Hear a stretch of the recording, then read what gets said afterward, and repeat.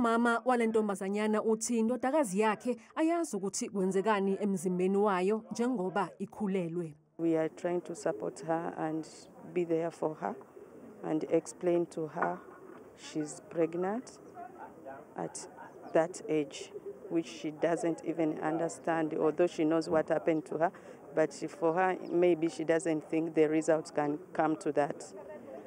Uthi unovalo lokuthi umsolwa uzobaleka uma engathola ibheyili. If my daughter can be scared when she's sure is inside, what if she knows that he's out? And then why I don't want bail? The accused is also from another country. It's a flight risk. Whether they've got his passport. If he can come in without papers, he can go out without papers. Umndeni uthole ukwelulekwa ekutheni usigcine isisu noma cha. It's about determination, which is going to be proceed. We were waiting for the DNA to take place. Also, I was worried if the DNA, because I'm very sure my child, what she's saying is the truth.